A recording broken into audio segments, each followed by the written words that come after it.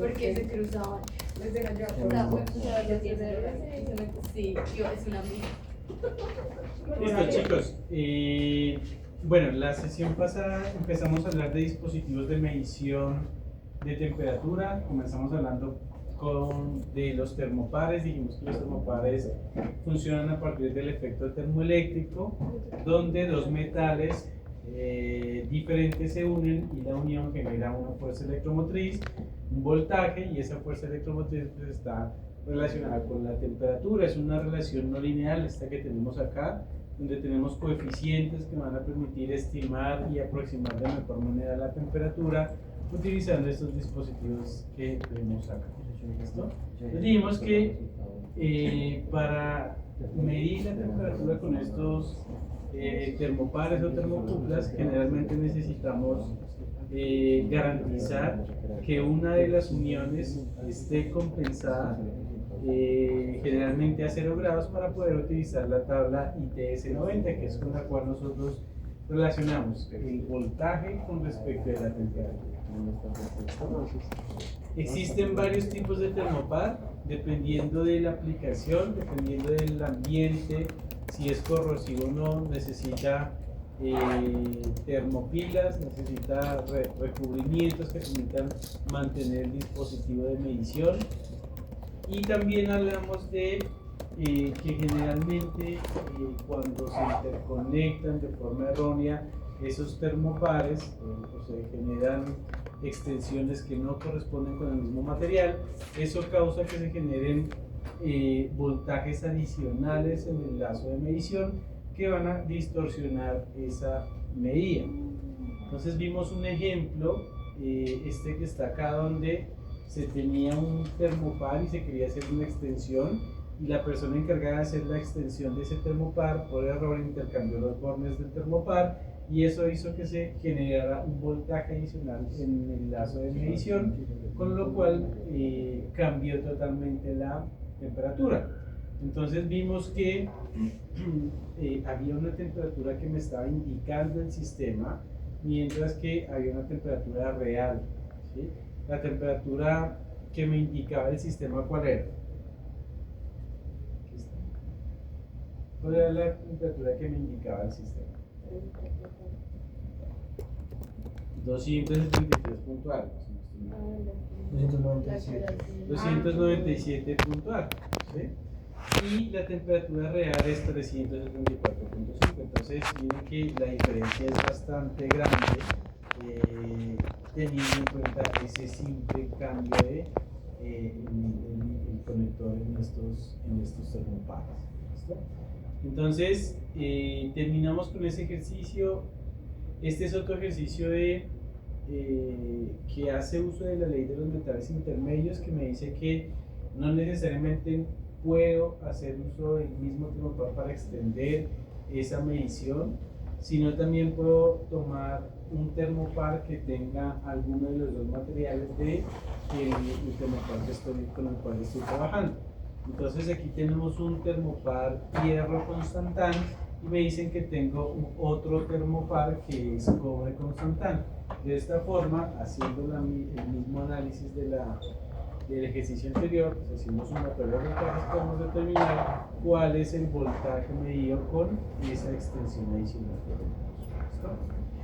Bien, y ahí quedamos. Terminamos de ver termopares. Bueno, entonces otro tipo de sensor para medir temperatura son las RT, ¿sí? Son detectores de temperatura basados en el cambio de la resistencia. Estos sensores tienen esta relación, una relación de la temperatura con respecto a la resistencia, y tenemos aquí R0 que representa la resistencia nominal del sensor. Entonces estos sensores generalmente son o están compuestos de diferentes materiales como níquel, cobre y platino, y dependiendo del tipo de material pues tiene una respuesta con respecto a la temperatura. Entonces miren que la de platino, esta que tenemos aquí, tiene un comportamiento bastante aproximado a lineal, mientras que la de níquel y cobre no se aproxima mucho a esa versión. De hecho, la de platino es la más conocida, es la más utilizada, generalmente en los procesos se conoce como la PT100. Esa PT100, PT por el platino y 100 porque tenemos una resistencia nominal de 100 ohms, ¿sí? A 0 grados Celsius. Entonces, a partir de esta aproximación que tenemos acá, que es con la cual se calibra ese sensor, podemos determinar cuál es la temperatura en función de la variación de la resistencia. ¿Listo? Entonces, este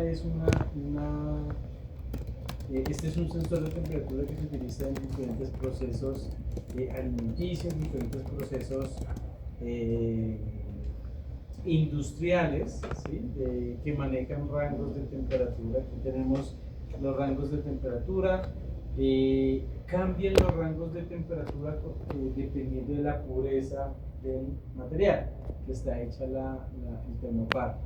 Entonces aquí tenemos diferentes purezas de ese material y vamos a tener por tanto diferentes sensibilidades para ese tipo de sensores basados en platino. ¿Listo? Aquí tenemos algunas referencias con respecto a las RT basadas en cobre, níquel y esta otra aleación que tenemos acá. Bien, entonces como este es un sensor resistivo, esos sensores resistivos requieren un circuito para poder ser registrada esa temperatura. Entonces, ¿cómo puedo medir una resistencia? ¿Qué circuito me sirve para medir una resistencia? ¿Cómo miden resistencias? ¿Cómo? Con un divisor de... Porque, o sea, lo que tengo entendido es que con un hilo tú aíslas la corriente o el voltaje se vuelve cero en ese canal y por ende ya te queda en los otros dos cables para medir la resistencia sin generar ruido. Porque el cable, los conectores del cable y las mismas puntas del cable generan ruido en la medición de esa resistencia. Sí. Entonces sí, no se utilizan directamente los divisores de tensión porque hay hay caída de voltaje, ¿sí? Entonces lo que se utilizan, el nombre común de este circuito es el puente de Winston, ¿sí? Entonces un puente de Winston es una fuente que alimenta dos ramas que están conectadas en paralelo y lo que se hace por lo general es intercambiar una de las ramas en términos del sensor y medir el voltaje que hay entre cada uno de los puntos medios de las ramas. De esa forma, esa variación de la resistencia se traduce en un cambio de voltaje. ¿Listo? Ahora, el voltaje que uno obtiene de este circuito es un voltaje diferencial y por ende, como le decía Ibsen, se necesita un circuito de instrumentación, un amplificador diferencial que permite eliminar el ruido porque generalmente estos sensores vienen con cables, un par trenzado, ¿sí? Entonces un par trenzado genera ruido por cada una de las líneas de estos cables y el amplificador diferencial por rechazo en modo común hace que ese ruido se cancele. Posteriormente pues se necesita otra etapa de amplificación para que pueda llegar a esa señal a tener un voltaje adecuado para registrar en un microcontrolador, en un computador, etc., en algún dispositivo embebido. Entonces, ese circuito, ese puente de Winston nos va a permitir medir esos valores de resistencia correspondientes a la temperatura. Van a existir diferentes modos de conexión, 2 hilos, 3 hilos, dependiendo de el punto a donde queremos llegar con esa medición. Si son mediciones cortas, mediciones locales, generalmente una conexión de 2 hilos es lo bastante usual.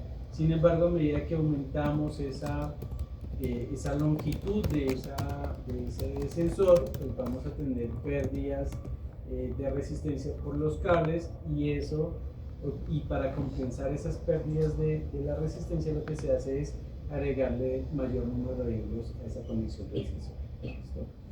Entonces, aquí tenemos el puente de Winston, esta es la configuración clásica, aquí tenemos el sensor, se intercambia por una de las ramas y la relación del voltaje que existe en este par de nodos pues va a depender de qué tanto están calibradas cada una de las ramas de este circuito que tenemos acá. Esto para una de 2 hilos, para una RTD de 3 hilos, que recordemos que nos da mayor robustez con respecto a mediciones que están alejadas del punto de registro de la información. ¿Dónde se ven los hilos? ¿En dónde se ven los hilos? Estos cablecitos que están acá. Este. Las conexiones de estos. Bien. Entonces, ese es un tipo de sensor que cambia, donde la resistencia cambia en función de la temperatura. Tenemos aquí también los termistores, las NTC, que entiendo que son las que utilizaron en el laboratorio. Entonces, las NTC hay de diferentes tipos. Estas que vemos aquí generalmente se utilizan en dispositivos móviles, tablets, celulares.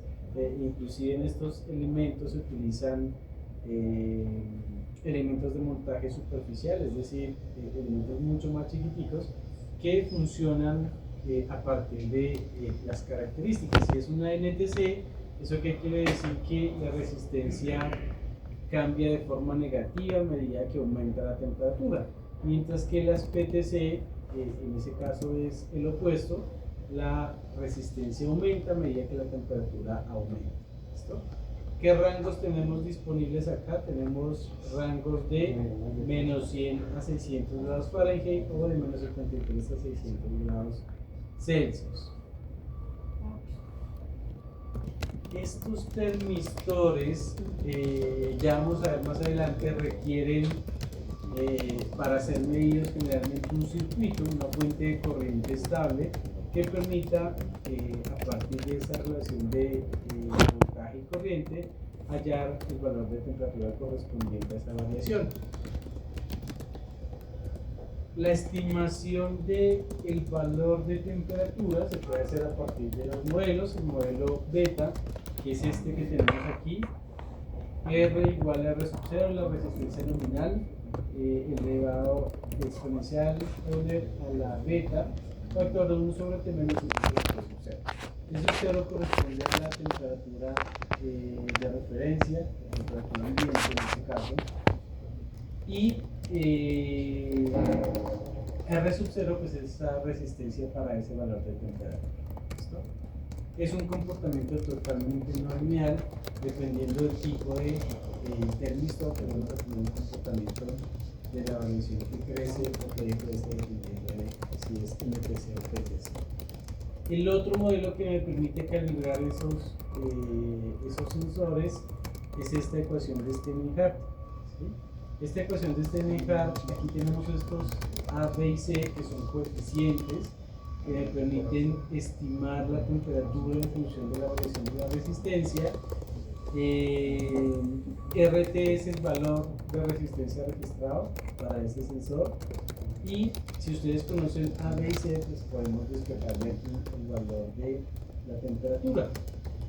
Aquí encontramos un link donde podemos introducir los valores de temperatura y de resistencia para poder calcular los parámetros A, B y C y también los del modelo beta. ¿Listo? Verifiquemos. Tenemos esta tabla de temperatura y resistencia, nos dan estos tres datos. Nos piden hallar una aproximación de la temperatura absoluta en función de la resistencia. ¿Sí? No vamos a hacer esa estimación de forma analítica, sino más bien vamos a utilizar esta herramienta que nos proporciona este software, una universidad en Estados Unidos, que ya solamente introduciendo temperatura y resistencia les calcula el valor de los parámetros. Entonces verifiquemos esto. Bueno, y una vez tengamos ese modelo, nos están preguntando cuál es el valor de la temperatura cuando tenemos una resistencia de 10.000 ohms.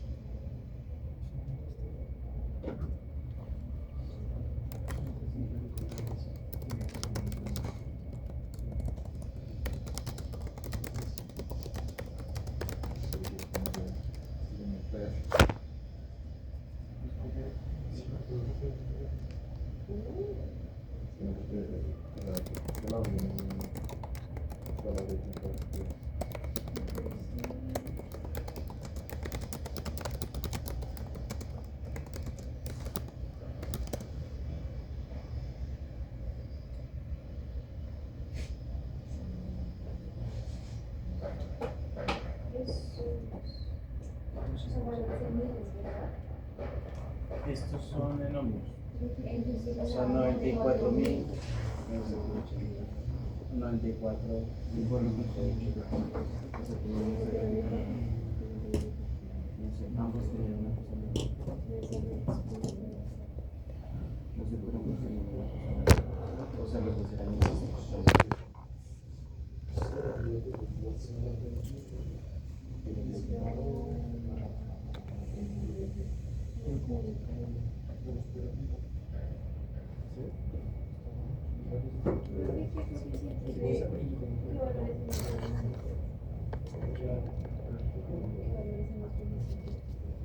No, de hecho, en esa aplicación tú le colocas esos dos valores y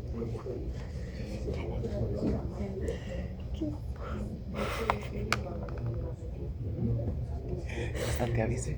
Veo, o sea, yo sé que él quita mis cosas, pero hay una cabeza flotando mirándome. ¿Cómo no me voy a asustar? Explícame cómo no me. Saca, imagínate un desconocido. pues vuelves y colocas los mismos.